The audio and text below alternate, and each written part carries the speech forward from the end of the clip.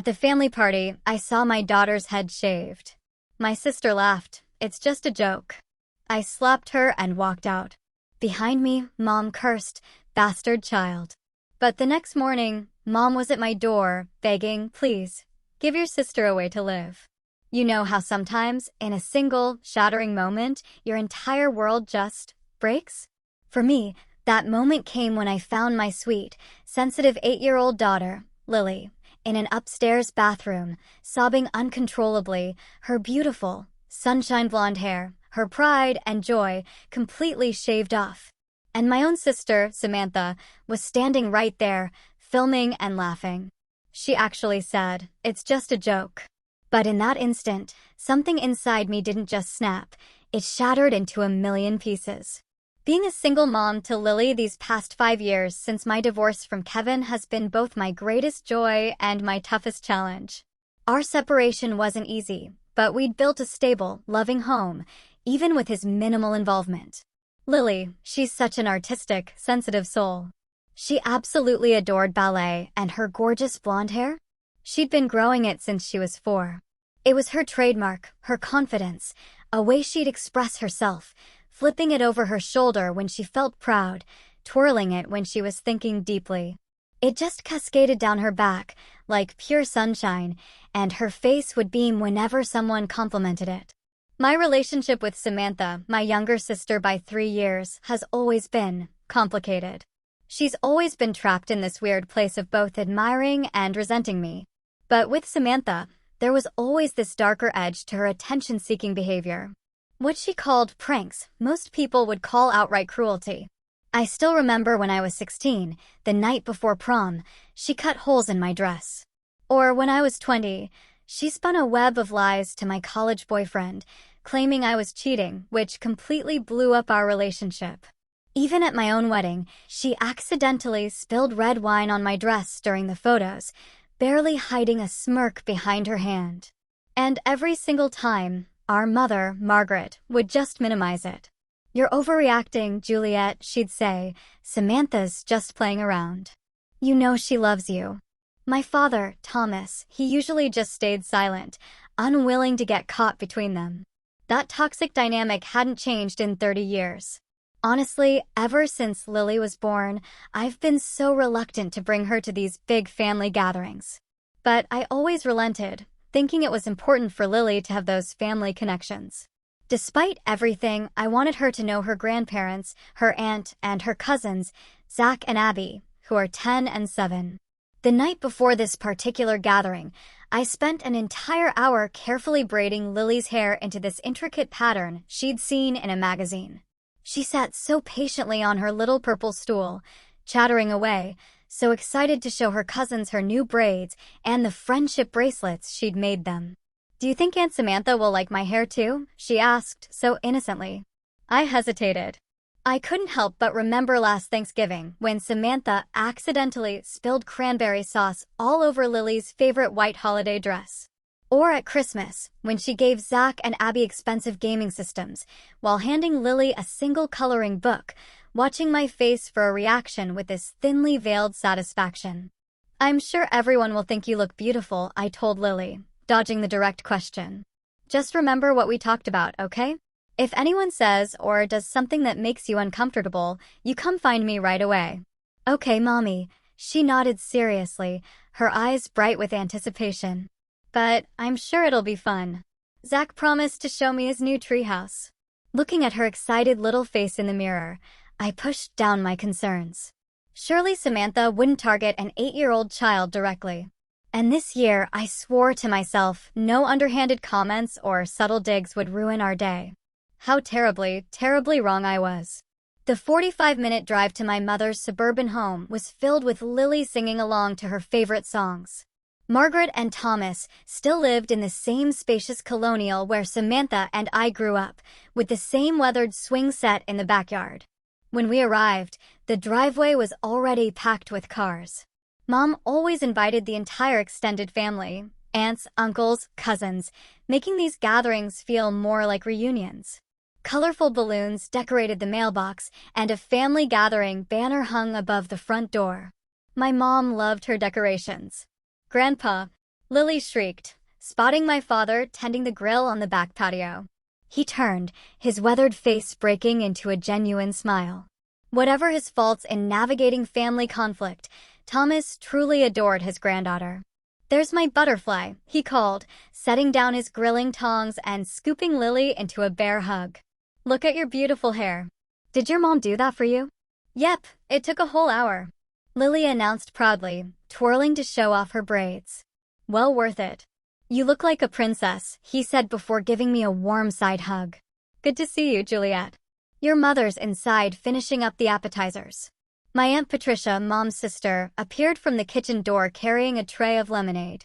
At 60, Patricia was often the voice of reason at these family events. She gave me a knowing look that said she understood my apprehension. "Juliet, you look wonderful," she said, embracing me. "And Lily, those braids are magnificent." "You must teach me how to do that, Juliet." "Aunt Patricia, I made you something," Lily said, digging in her little backpack to produce a colorful beaded bracelet. "Oh my goodness, it's beautiful. I'll wear it right now," Patricia said, slipping it onto her wrist with genuine appreciation. The backyard was filled with familiar faces. Cousins I only saw at these gatherings were catching up. Children of various ages played tag around the old oak tree. Lily quickly spotted Zach and Abby playing with water guns near the flower beds. "Can I go play with them, Mom?" she asked, bouncing on her toes. "Sure, honey. Just be careful of your nice clothes," I called as she raced off. Patricia linked her arm through mine. "Come on, let's get you a drink. You look like you could use one." Inside, my mother was arranging cheese and crackers on her best platter. At 65, Margaret still dyed her hair the same shade of blonde she'd worn for 30 years. She looked up as we entered, her smile not quite reaching her eyes. "Juliet, there you are. I was beginning to think you weren't coming." Her tone carried the slightest edge. "We said noon, Mom." "It's 12:15, I replied, leaning in to kiss her cheek. "Well, it's nice you could make it." She straightened her floral apron. "Samantha texted that they're running a bit late. Derek had some work call he couldn't miss." "Is Lily with you?" "She's outside with Zach and Abby." "Those kids grow so fast," she sighed. "Zach is already in advanced math. Did Samantha tell you?" "And Abby just won a regional gymnastics competition." I nodded, used to hearing about my niece and nephew's accomplishments. Margaret never failed to mention them, just as she never asked about Lily's achievements in ballet or her perfect reading scores. The next hour passed pleasantly enough. I chatted with relatives I rarely saw, enjoying the normalcy of family gossip and updates. Around 1:30, the front door opened, and Samantha's voice rang through the house. "Hello, everyone. The party can start now." My sister entered, as always, as if a spotlight should be following her. Samantha had the same blonde hair as me, though hers was highlighted and styled in an expensive cut. She wore designer jeans and a blouse that probably cost more than my entire outfit. Her husband, Derek, followed behind, carrying a cake box and looking slightly harried. "Juliet." Samantha nodded coolly as she spotted me, air-kissing near my cheek.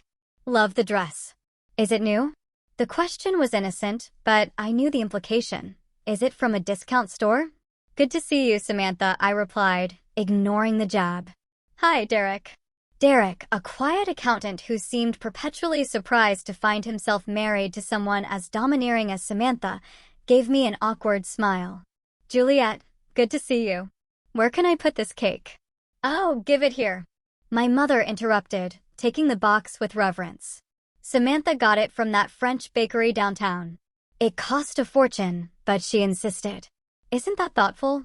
I forced a smile as Mom led Samantha away, already deep in conversation about Samantha's recent landscaping project. Derek excused himself to get a beer, leaving me with Aunt Patricia. Same old," Patricia muttered under her breath, making me genuinely smile for the first time since arriving. Just then, the children burst through the back door, Lily in the lead, her face flushed with excitement. "Mom, Zach says they have a new game to play upstairs. Can I go?" Before I could answer, Samantha appeared behind her, placing her hands on Zach's shoulders possessively. "Oh yes. Zach has been dying to show everyone his new video game system. All the kids are going up to play. Her eyes fell to Lily's hair, and something flickered across her face. My, what elaborate braids. Someone's trying very hard to be the center of attention. Lily helped design them, I said evenly. She's been looking forward to showing everyone. I'm sure she has, Samantha replied with a tight smile. Well, go on up, kids. Abby can show you the way, Lily. Is it okay, Mom? Lily asked again. Part of me wanted to say no, to keep her by my side. But with other relatives watching, I didn't want to seem paranoid or overprotective, and I truly wanted Lily to bond with her cousins. Sure, honey, have fun. I watched her skip away with the other children, Samantha's gaze following her with an expression I couldn't quite read. For the next half hour, I relaxed slightly, joining in conversations about politics, recent movies, and family news. Thomas was telling a story about his fishing trip when I noticed Samantha slipping away from the group and heading toward the stairs. A small knot of unease formed in my stomach, but I told myself she was probably just checking on the children. I should have listened to my instincts. As the afternoon progressed, I realized something felt off. The house was unusually quiet for having 8 children upstairs. Normally, you'd hear pounding feet, laughter, or occasional arguments, but there was almost nothing beyond the muffled sound of a video game. I was helping Aunt Patricia arrange dessert plates when she mentioned something that made my stomach tighten. Did Samantha show you what she bought yesterday? Electric hair clippers, of all things. Said she was going to give Derek a haircut at home to save money. Patricia shook her head. Strange, considering she spent $200 on that cake. Never known Samantha to be frugal. My hands stilled on the plates. Hair clippers. Brand new ones. I saw them in her purse when she was looking for her phone.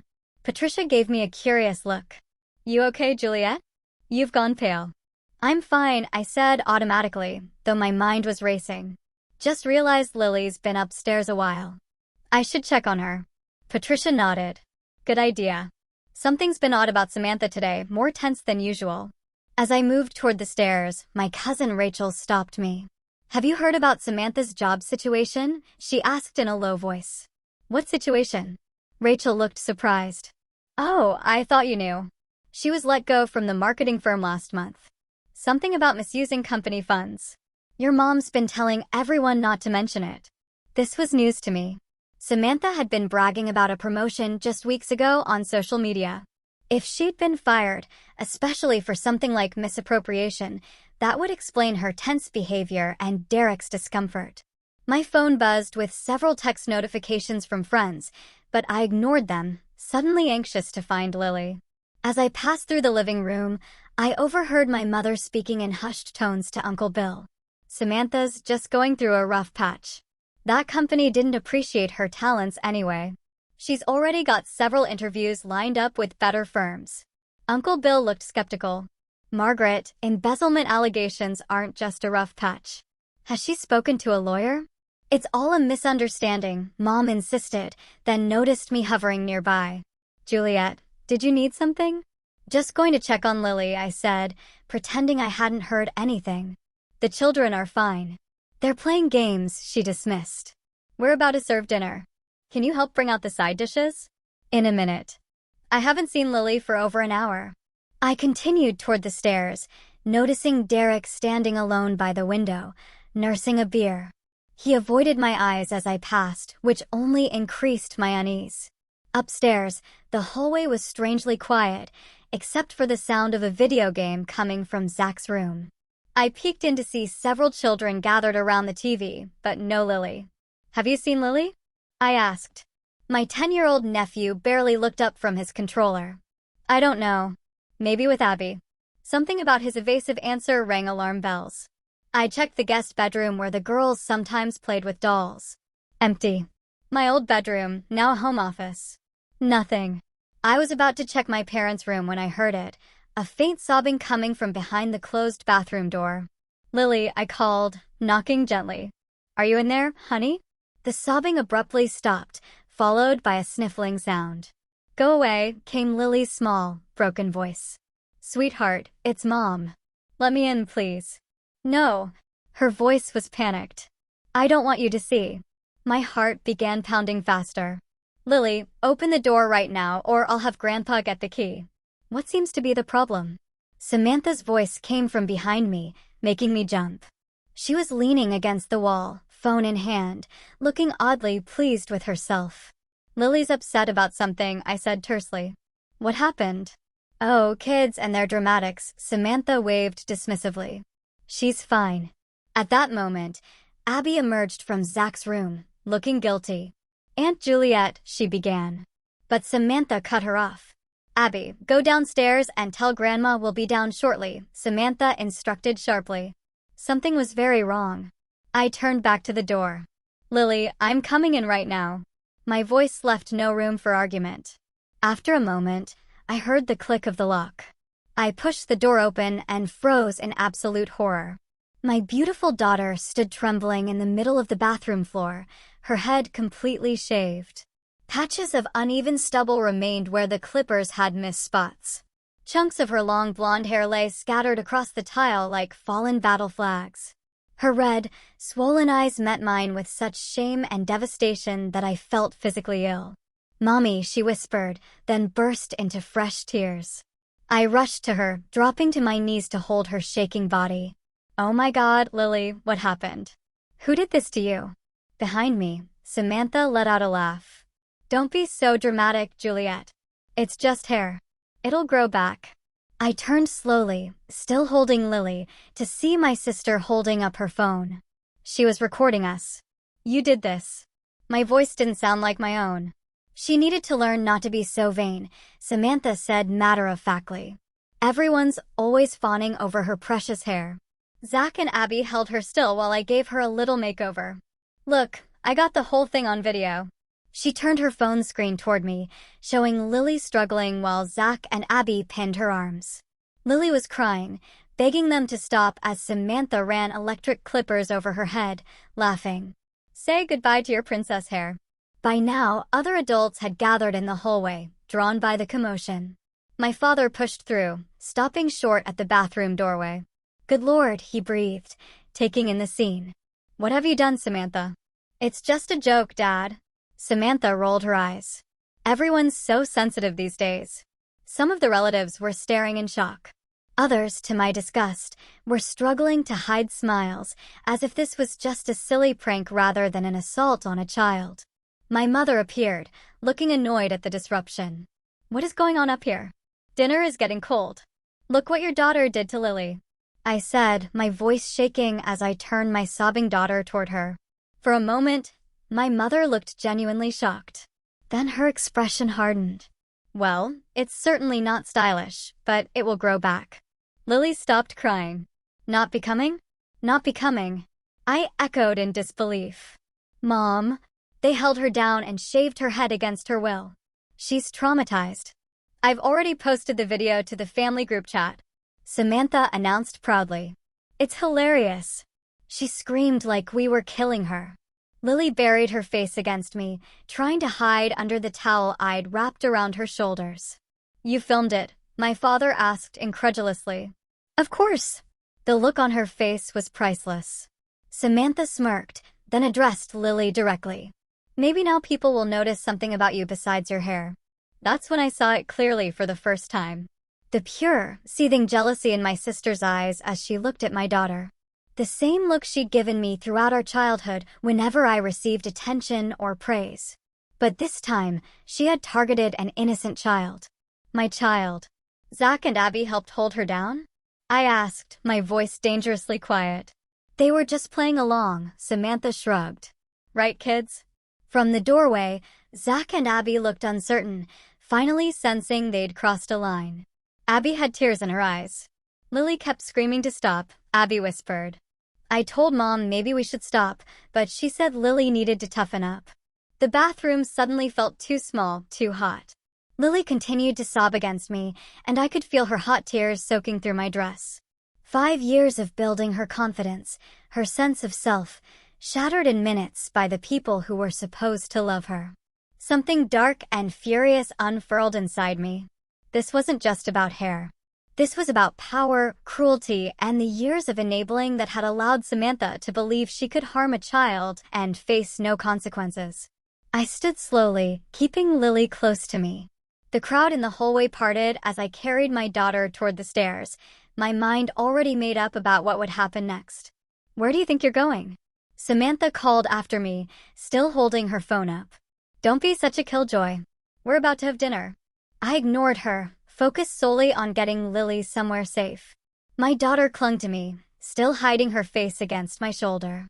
I could feel her small body trembling. "Juliet, you're overreacting," my mother said, following us down the stairs. Samantha didn't mean any harm. It was just a silly prank. I stopped at the bottom of the stairs and turned to face her, careful to keep my voice level, despite the raw rage building inside me. "A prank is a whoopee cushion or a fake spider, Mom. This was assault." They physically restrained my daughter and cut off her hair while she begged them to stop. The family gathering had come to a standstill, everyone watching our confrontation. Aunt Patricia appeared at my side, gasping when she saw Lily's shaved head. "Oh my God," she whispered, placing a gentle hand on Lily's back. "You poor sweet child." Samantha sauntered down the stairs, still recording with her phone. "The video already has 20 likes in the family chat. Everyone thinks it's hilarious." Something snapped inside me. I handed Lily to Patricia and advanced on my sister. "Give me the phone, Samantha. Now." "No way." She laughed, holding it above her head. "This is gold. Maybe it'll go viral. Spoiled princess gets reality check." I lunged for the phone, but Samantha danced backward, laughing louder. "What's wrong, Juliet?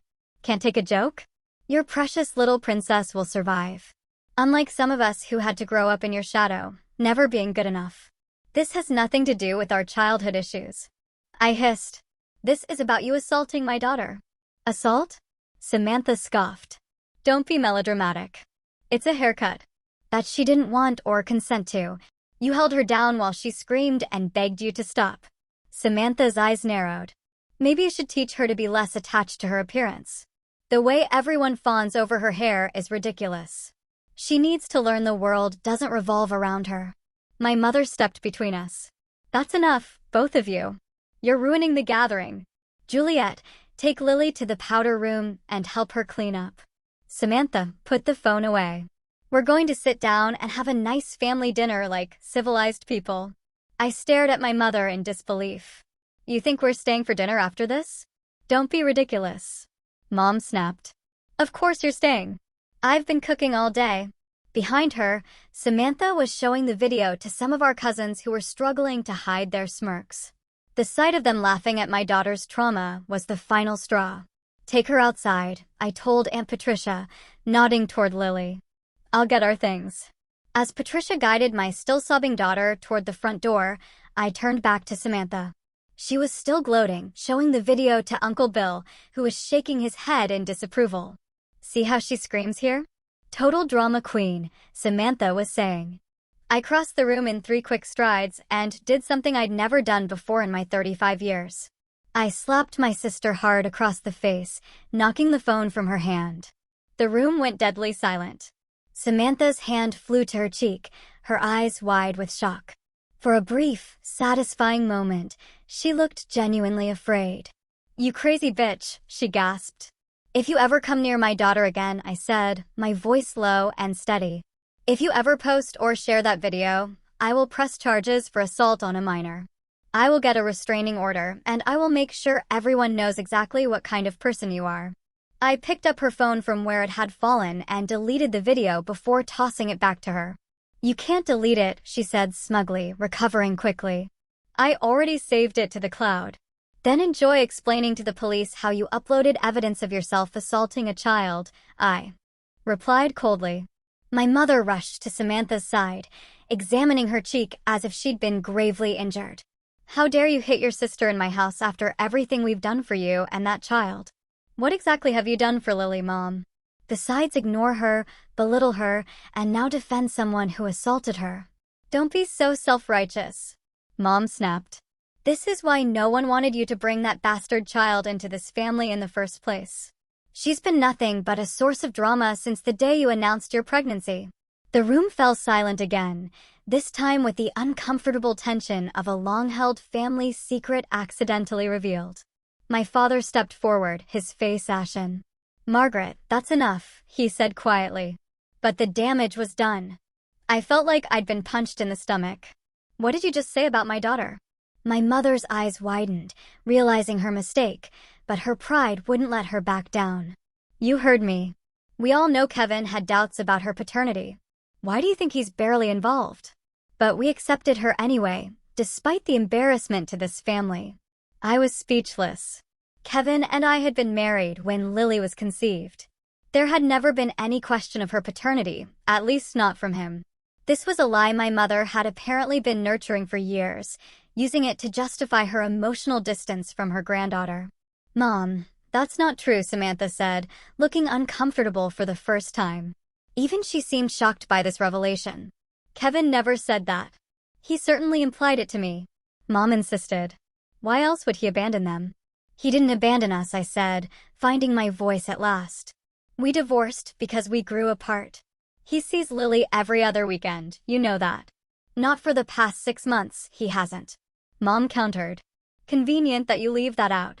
It was true that Kevin had moved to Seattle for work 6 months ago, making his regular visits impossible. We'd been managing with video calls and plans for summer visits. But Mom had twisted this normal co-parenting challenge into something ugly and false. "I don't know what lies you've been telling yourself," I said coldly. "But Lily is Kevin's daughter. And even if she weren't, she's my daughter. She's your granddaughter. And you've just shown that you don't deserve to be in her life." I turned to leave, but Samantha blocked my path. The smug look had returned to her face. "So righteous," she sneered. "Saint Juliet, always the victim. But we all know the truth now, don't we? No wonder you're so protective of her." Guilty conscience. I looked at my sister, really looked at her, and felt nothing but pity. "You're so eaten up with jealousy and bitterness that you assaulted an 8-year-old child." "What does that say about you, Samantha?" "It says I'm not afraid to take what I want," she shot back. "Unlike you, hiding behind your daughter because your own life is empty and pathetic." My father finally stepped between us. "That's enough, Samantha. Juliet, take Lily home. We'll talk when things have calmed down." Aunt Patricia appeared in the doorway. "Lily's in your car," she told me quietly. "I'll get her backpack." As I gathered our things, I could hear my mother and Samantha arguing in heated whispers. Derek stood awkwardly nearby, looking like he wanted to disappear. "I'm sorry," he said quietly as I passed him. "I didn't know she was going to do that. I would have stopped it." I paused, studying his face. He seemed genuinely remorseful. "But you knew she bought the clippers. You knew something was planned." He looked away, confirming my suspicion. "I thought it was for me. She said she was going to give me a haircut to save money since." He trailed off. "Since she lost her job, I finished for him." He nodded miserably. "Things haven't been good, Juliet. She's not handling it well. That doesn't excuse what she did to Lily." "I know," he agreed. "It was wrong. I'll talk to her." I doubted his talk would make any difference, but I had no energy left for his marital problems. "Goodbye, Derek." As I walked toward the door, my mother made one last attempt to salvage her illusion of a perfect family gathering. "If you leave now, Juliet, don't bother coming back," she called after me. "Family loyalty still means something to some of us." I turned one last time, surveying the room full of relatives who had stood by and watched a child be traumatized without intervening. Some looked ashamed, others uncomfortable, a few defiant. My father looked torn, as always, between his wife's demands and his own conscience. "Family loyalty?" I repeated. "Is that what you call what happened today?" Because from where I stand, loyalty means protecting those who can't protect themselves. It means standing up against cruelty, not enabling it. If this is your definition of family, then we're better off without it. With those words hanging in the air, I walked out the front door, closing it firmly behind me. In the car, Lily sat huddled in the passenger seat, a blanket from the trunk wrapped around her shoulders, hiding her head. Her eyes were swollen from crying, her face blotchy and exhausted. "I'm sorry, Mommy," she whispered as I got in. I tried to stop them, but they were too strong. My heart shattered all over again. Oh, baby, this is not your fault. Not at all. You have nothing to be sorry for. As I pulled out of the driveway, I could see my mother and Samantha watching from the front window. For the first time in my life, I felt nothing but cold determination as I drove away from my childhood home. The time for appeasing toxic family members was over. Now, my only focus was healing my daughter and making sure those responsible faced consequences. The drive home was quiet except for Lily's occasional sniffles.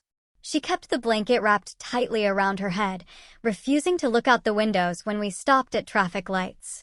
"What if someone sees me?" she whispered when I suggested she might be more comfortable without it. "There's nothing wrong with how you look," I told her, though my heart ached knowing how she must feel. "But you can keep it if it makes you feel better right now." By the time we pulled into our driveway, the sun was setting. Our modest two-bedroom house, with its small front garden and wind chimes hanging from the porch, had never looked more like sanctuary. Home. Safety. "I don't ever want to go back there," Lily said as I unlocked the front door. "You won't have to," I promised. "Not ever again if you don't want to." Once inside, Lily headed straight to the bathroom. I followed, worried about what she might do or feel seeing her reflection again. She stood before the mirror, slowly lowering the blanket to reveal her nearly bald head, running her fingers over the uneven stubble where her beautiful hair had been. "I look like an alien," she whispered, fresh tears welling in her eyes. I knelt beside her. "You look like my strong, beautiful girl who went through something terrible today. And I'm so sorry I wasn't there to protect you."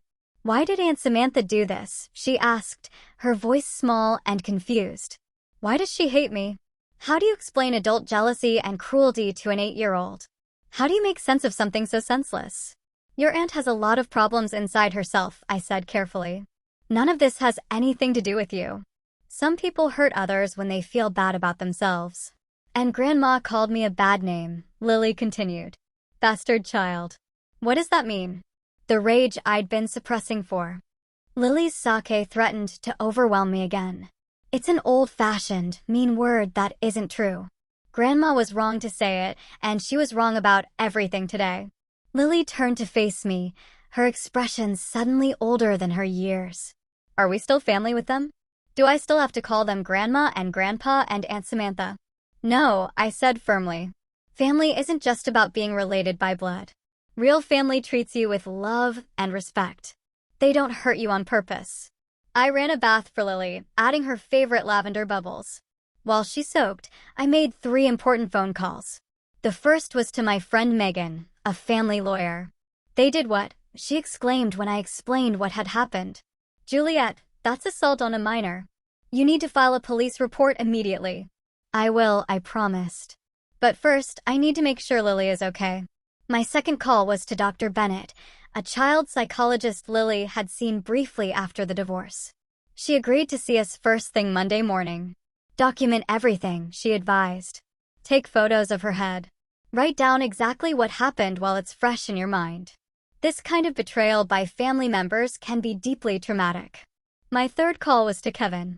Despite what my mother had implied, Kevin had never questioned Lily's paternity. Our divorce had been about growing apart, not infidelity. He was living in Seattle now, but remained involved in Lily's life through weekly video calls and planned visits. When I told him what had happened, he was furious. "I'm booking a flight right now," he said. "I'll be there tomorrow." Those people are never coming near our daughter again. By the time I finished my calls, Lily had gotten out of the bath and put on her favorite pajamas. I found her sitting on her bed, looking lost. "Can I sleep with you tonight?" she asked. "Of course, sweetheart." As we curled up in my bed, my phone began buzzing with messages. My mother, my father, even Samantha. I turned it off without reading any of them. Tomorrow would be soon enough to deal with the fallout. Tonight was for comforting my daughter. "What about school?" Lily whispered in the darkness. "Everyone will laugh at me. We'll figure it out," I promised. "Maybe you'll want to wear a pretty scarf or hat for a while. Or maybe you'll decide to rock your new look and show everyone how brave you are. But whatever you choose, I'll be right beside you." "I'm not brave," she said, her voice cracking. I cried and screamed when they held me down. "That doesn't mean you're not brave," I told her, stroking her back. Being brave means continuing on, even when you're scared or hurt. And you're the bravest person I know. She fell asleep eventually, exhausted from the emotional trauma of the day. I lay awake beside her, my mind racing with plans and decisions. By morning, I had a clear course of action. No more allowing toxic behavior for the sake of family peace. No more exposing Lily to people who couldn't respect basic boundaries. When the doorbell rang at 7:30 the next morning, I wasn't surprised. I carefully extracted myself from Lily's sleeping form and went to answer it, already knowing who I would find. My parents stood on the porch, looking tired and anxious. My father held a large gift bag with tissue paper sticking out the top. "What do you want?" I asked, not inviting them in. "We need to talk," my mother said, her tone less commanding than usual. "Things got out of hand yesterday." "Out of hand?" I repeated incredulously. "Is that what you call it when your daughter assaults your granddaughter?" "Please, Juliet," my father interjected. "Just hear us out. We brought something for Lily." He held out the gift bag. I took it and looked inside. An expensive wig, blonde and synthetic, lay nestled in tissue paper. "You think this fixes anything?" I asked, fighting to keep my voice down so I wouldn't wake Lily. "It's a start," Mom said. "We feel terrible about what happened." "Do you?" I challenged. "Because yesterday you were defending Samantha and insulting my daughter." My mother had the grace to look ashamed. I was upset. I said things I didn't mean. Like calling my daughter a bastard child, questioning her paternity. Those seemed like things you've been thinking for a long time. "Mom, I was wrong," she admitted, the words clearly difficult for her to say. "I'm sorry." Under normal circumstances, this unprecedented apology from my proud mother might have moved me. But these weren't normal circumstances. "Where's Samantha this morning?" I asked. "Is she sorry too?" My parents exchanged glances. "Samantha is dealing with the consequences of her actions," my father said carefully. "What does that mean?" My mother sighed heavily. "Someone at the gathering yesterday posted the video on social media. One of Samantha's former colleagues saw it. It's spreading quickly and the comments are not kind. The job interviews she had lined up have been canceled," my father added. "No company wants to hire someone filmed assaulting a child." A part of me felt vindicated hearing this, but another part was concerned about the video being public. "I don't want Lily exposed like that," I said firmly. "I want that video taken down." "We're trying," Mom assured me. "But it's already been shared hundreds of times." "Samantha is devastated." "Samantha is devastated?" I repeated, my voice rising despite myself. "What about Lily? What about the child who was held down and violated by people she trusted?" "We know," my father said softly. "We know she's the real victim here. That's why we've come. Samantha needs help, Juliet. Professional help, but she also needs family." And there it was. The real reason for their early morning visit. Not primarily concern for Lily, but damage control for Samantha. "What exactly are you asking me to do?" I asked, already knowing the answer. "Make a statement," my mother said. "Say it was a family misunderstanding that got out of hand. Say you don't want this affecting Samantha's career." I stared at them, momentarily speechless. "You want me to publicly forgive Samantha to help her escape consequences for what she did to Lily?" "She's your sister," my mother pleaded. "Despite everything, she's family." "She held down my child and shaved her head while filming her terror for entertainment," I said slowly, making sure each word was clear. "And you want me to help her?" "Please, Juliet," my father said. Samantha made a terrible mistake, but this social media backlash could ruin her life. I looked at my parents properly then. At my mother's manipulative desperation, at my father's conflict between doing what was right and keeping peace. I had spent my entire life trying to please these people, excusing Samantha's pranks, accepting my mother's favoritism, and enduring countless small cruelties for the sake of family harmony. But watching them stand on my porch, more concerned about Samantha's reputation than Lily's trauma, something fundamental shifted inside me. The last threads of obligation snapped clean. "I'm not going to help Samantha avoid consequences," I said firmly. "In fact, I'm filing a police report today, and I'm consulting with a lawyer about a restraining order." My mother's face hardened. "You would send your own sister to jail over a haircut?" I would hold an adult accountable for assaulting a child. The fact that she's my sister makes it worse, not better. Think of what this will do to the family, she insisted. I am thinking of family, I replied. My family? Lily. The person who matters most to me in this world. We're your family, too, my father said quietly. I felt a wave of sadness then, not for myself, but for what might have been. For the supportive family I'd always wanted and never had. You made your choice yesterday, I told them. When you defended Samantha instead of protecting Lily, you made your choice very clear. We're trying to make it right, my mother insisted. No, you're trying to fix things for Samantha. There's a difference. I handed the gift bag back to my father. Lily doesn't need a wig. She needs family who will love and protect her. If you ever decide you want to be those people, we can talk again. Until then, please leave us alone. I closed the door gently but firmly, leaning against it as I heard them talking in low, urgent voices on the porch before finally leaving. When I turned around, Lily was standing in the hallway in her pajamas, her vulnerable shaved head exposed. Was that Grandma and Grandpa? She asked. Yes, I admitted, not wanting to lie to her. They brought you a present, but I sent them away. I hope that's okay. She nodded solemnly. I don't want their presents. I just don't want to feel scared anymore. I crossed the room and gathered her into my arms. You won't have to, baby. Things are going to be different now. I promise. As I held her, I knew that promise wasn't just empty words. Something had truly broken yesterday. Not just between Lily and her extended family, but within me. The endless cycle of appeasing toxicity for the sake of family peace was over. From now on, our well-being would come first, no matter what. The next week was a blur of activity as I took decisive steps to protect Lily and hold Samantha accountable. Monday morning began with a visit to the police station where I filed a formal report against my sister for assault on a minor. The officers took photographs of Lily's shaved head and recorded her account of being held down against her will. Will Aunt Samantha go to jail? Lily asked as we left the station. I don't know, sweetheart, I answered honestly. But what she did was wrong, and there need to be consequences so she doesn't hurt other children. Our next stop was Dr. Bennett's office. The child psychologist greeted Lily warmly, admiring the colorful scarf I'd helped her wrap around her head that morning.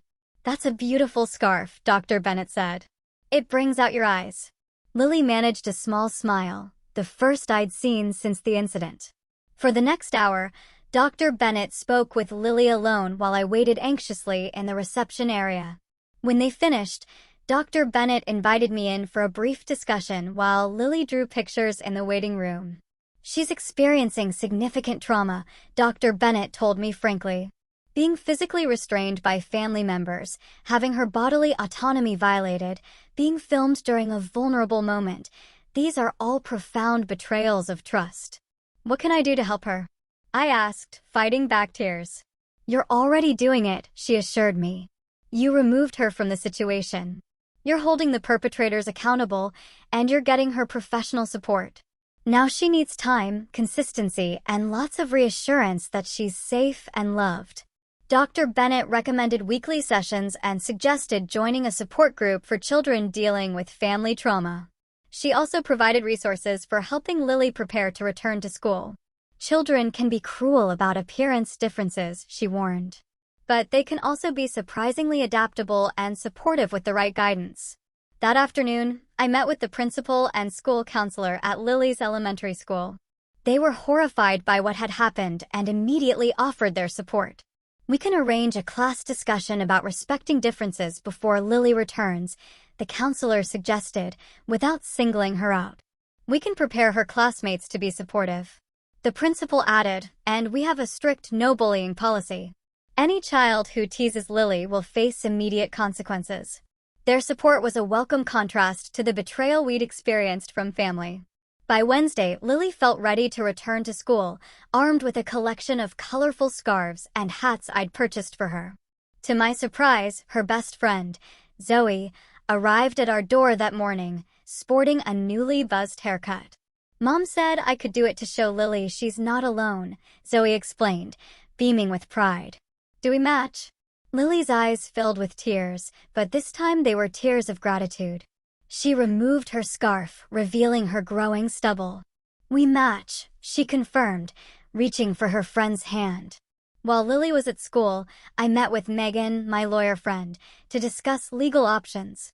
"The police report is a good start," she said. "But I also recommend filing for a temporary restraining order against your sister. Given what happened, any judge would grant it." "What about my parents?" I asked. "They seem more concerned about protecting Samantha than supporting Lily." Megan considered this. "Unless they've made specific threats, we don't have grounds for a restraining order against them. But you have every right to limit contact. You're Lily's mother. You decide who has access to her." By Thursday, news of the incident had spread further than I'd anticipated. My phone rang with a number I didn't recognize. "Is this Juliet Williams?" A woman's voice asked when I answered. "Yes. Who's calling?" "My name is Rachel Gonzalez. I'm a reporter with the Daily Chronicle. We've received information about an incident involving your daughter and sister that's gone viral online. I'd like to get your side of the story." I froze. The last thing I wanted was media attention, making this ordeal even more public. "I have no comment," I said firmly. "And I'd appreciate you respecting my daughter's privacy. She's a minor who's been through enough." "I understand," the reporter said, sounding genuinely sympathetic. "But you should know the video has over 50,000 views now. People are calling your sister the haircut aunt from hell. You might want to control the narrative at all." After hanging up, I immediately checked social media. To my horror, the video had indeed gone viral with hundreds of outraged comments condemning Samantha. While the public support for Lily was touching, the thought of thousands of strangers watching her moment of trauma made me sick. I called Megan again. "Can we get the video taken down?" "We can try," she said. "I'll send cease and desist letters to the platforms, but once something's online." "I know," I sighed. "It's never really gone."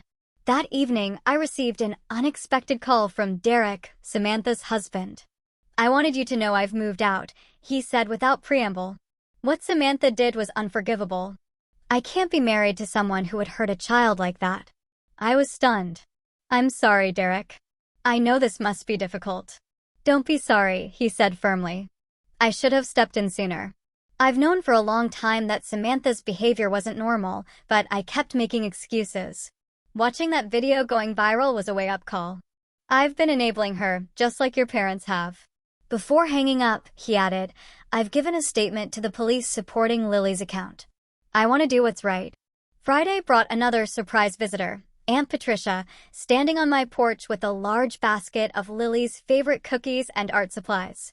"I should have done more that day," she said as I invited her in. "I should have stopped Samantha somehow." "You were the only one who helped us leave," I reminded her. That meant a lot. Patricia shook her head sadly. "It wasn't enough. I've enabled your mother and Samantha for too long, keeping the peace instead of speaking the truth." She took my hand. "But that ends now. I want you and Lily to know you have family who stands with you, who knows right from wrong." Her support brought tears to my eyes. "Thank you. That means more than you know." The weekend brought more developments. Kevin arrived from Seattle, staying at a nearby hotel, but spending most of his time with us. Having Lily's father present provided another layer of security and normalcy that helped her begin to heal. Together, Kevin and I took Lily to a salon specializing in children's hair. The stylist, a kind woman named Trina, examined Lily's uneven stubble. "We can even this out into a cute pixie style," she suggested. "And I have some wonderful healing oil for your scalp." Lily hesitated. "Will I still look like a girl?" "The most beautiful, stylish girl," Trina assured her. "Plenty of girls choose short hair because it looks so chic." She showed Lily photos of female celebrities with short haircuts, helping her see that femininity wasn't tied to hair length. When the styling was complete, Lily looked at her reflection with cautious approval. "It's actually kind of cool," she decided, turning her head to see all angles. "And it feels nice when you touch it." "It shows off your beautiful eyes," Kevin told her. "And it'll be perfect for summer swimming." Sunday evening, as Kevin prepared to return to Seattle with promises to call daily and plans for Lily to visit during summer break, my phone rang again. It was my father. "Juliet," he said, his voice sounding older and more tired than I'd ever heard it. "I need to talk to you, not about Samantha, about me, about the ways I failed you and Lily." The vulnerability in his voice caught me off guard.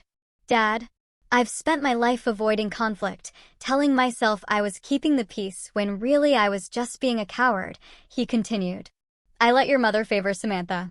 I let Samantha bully you, and now I've let both of them hurt Lily." I sat down, unprepared for this level of self-awareness from my conflict-avoidant father. "Your mother and I are in counseling," he continued, "separately and together. I don't expect you to forgive me right away, or maybe ever, but I want you to know I'm finally facing the truth about our family dynamics. And I'm so sorry, Juliet, for everything."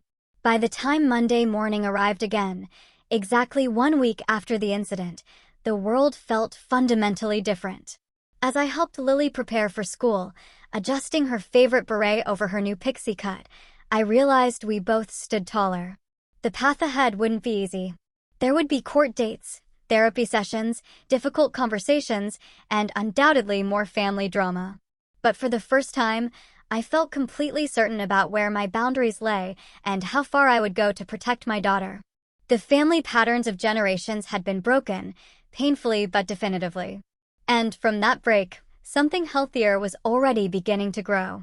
3 months passed, bringing summer warmth and new beginnings. Lily's hair had grown into a stylish shortcut that she decided to keep, even though it was now long enough for her previous style if she'd wanted it. "I like being able to feel the breeze on my neck," she told me one afternoon as we sat on our back porch swing, "and I don't have to spend forever brushing it." The physical healing had come quickly. The emotional healing took longer, with weekly therapy sessions for both Lily and myself. Dr. Bennett helped Lily process her feelings of betrayal and vulnerability, while my own therapist, Dr. Monroe, helped me work through the complicated grief of setting boundaries with toxic family members. Grief I had questioned during an early session, but nobody died. "You're grieving the family you wished you had," Dr. Monroe explained. "The supportive mother, the loving sister, the protective father. It's okay to mourn those relationships even as you build healthier ones." The legal consequences for Samantha had been significant, though less severe than they might have been. The district attorney had charged her with assault on a minor, but allowed her to plead to a lesser charge that included community service, mandatory counseling, and a restraining order preventing her from contacting Lily. The social media fallout had ultimately worked in our favor. After the initial viral spread of the video, public outrage had led to most platforms removing it as content depicting child abuse. Samantha had lost her new job opportunity and, according to my father, was struggling to find employment with her digital reputation damaged. "She's finally facing real consequences," my father told me during one of our careful, rebuilding conversations. "Your mother still struggles with that. But I'm holding firm. No more enabling." My relationship with my father was slowly healing. He came by once a week to spend time with Lily, always respecting my boundaries and never pressuring me to reconcile with Samantha or my mother. He brought small, thoughtful gifts, flowers for me, art supplies for Lily, and listened more than he spoke. "I've missed so much by being passive," he admitted one evening as he prepared to leave after dinner. "I don't want to miss any more." My mother was a different story. After her initial attempt to make me help Samantha avoid consequences, she had retreated into wounded pride and martyrdom. She sent occasional texts about how painful it was to be cut off from family, but never acknowledged her role in the situation or asked how Lily was healing. "Classic narcissistic response," Dr. Monroe noted when I shared these messages. When unable to control the narrative, she positions herself as the victim. The healthiest surprise had been the strengthened relationships that emerged from the wreckage of old ones. Aunt Patricia had become a regular presence in our lives, dropping by with baked goods and stories about my childhood that painted a more accurate picture of family history than my mother's selective memories. "Your mother was always jealous of the attention you received as a child," she revealed one afternoon over tea. "You were outgoing and naturally charming. People gravitated to you. Margaret wanted that kind of easy charisma but never had it. So she focused all her energy on Samantha instead." "That doesn't excuse what they did to Lily," I said. Nothing excuses that, Patricia agreed firmly. I'm just helping you understand the broken patterns so you don't repeat them. Kevin had also become more present in Lily's life, scheduling regular video calls and planning his work trips to include visits. The trauma had reminded him how precious and fleeting childhood was, and he was determined not to miss any more of it than necessary. The most profound healing, though, had been in Lily herself. The terrified, sobbing child hiding under a blanket had transformed into a more confident, self-aware person than she'd been even before the incident. 2 months after the family gathering, Lily had asked to give a presentation to her class about bullying and resilience. Her teacher, Miss Rivera, had enthusiastically supported the idea, helping Lily create a thoughtful, age-appropriate talk about standing up to mistreatment and the importance of bodily autonomy. Even if someone is family, Lily told her classmates, they don't have the right to touch you or hurt you. And if someone does hurt you, telling is not tattling, it's protecting yourself. Watching her speak with such clarity and conviction had brought tears to my eyes. Out of such cruelty had come this unexpected gift, her early understanding of boundaries and self-worth, lessons many adults still struggled to learn. Instead of attending the traditional summer family reunion at my parents' house, we created new traditions. Lily and I, sometimes joined by Kevin or Aunt Patricia or my newly supportive cousins Rachel and Michael, took weekend trips to the lake, had backyard movie nights, and volunteered at the local animal shelter. Family is who treats you with love and respect became our unofficial motto, repeated whenever Lily asked difficult questions about Samantha or her grandmother. On a warm August evening, as Lily's 9th birthday approached, we sat together on the front porch making invitations for her party. She carefully wrote out names, her school friends, our neighbors, Aunt Patricia, her father, and several other supportive adults who had helped during the difficult months. "Mom," she asked, setting down her marker, "do you think people can really change?" I considered the question carefully. I think people can change if they truly want to and are willing to do the hard work. Why do you ask? I was wondering about Grandma and Aunt Samantha, she said. Do you think they'll ever change? The question pierced my heart. Despite everything, she still wondered about the family members who had hurt her. I don't know, sweetheart, I answered honestly. Your aunt is in therapy now, which is a good first step. But real change means acknowledging the harm you've caused, making amends, and behaving differently over time. Like Grandpa is trying to do, she observed. Yes, like Grandpa. She nodded thoughtfully. I'm not ready to see them again. But maybe someday if they change for real. Her wisdom continually amazed me. That's very mature, Lily, and it's completely your choice. You don't owe forgiveness to anyone who hasn't earned it. Dr. Bennett says forgiveness is for yourself, not the other person, Lily said, returning to her invitations. But you still need boundaries.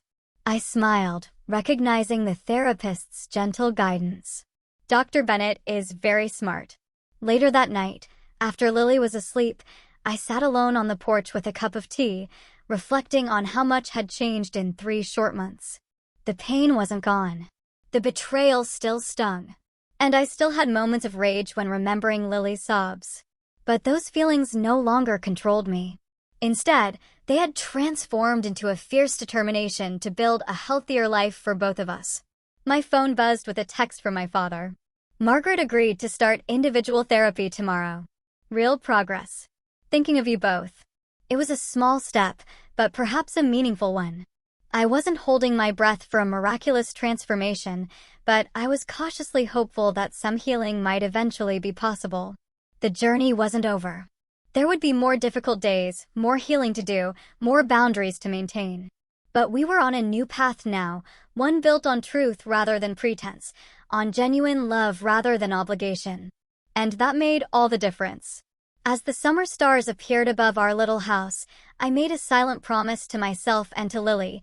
We would continue to choose truth over false harmony, authenticity over appearances, and love over loyalty to toxic patterns. We would remember that standing firm in your values isn't selfish. It's necessary. And we would never again mistake cruelty for care, no matter how it was disguised. Family could be a source of deep pain, but it could also be recreated and redefined. We were living proof of that transformation, growing stronger with each passing day.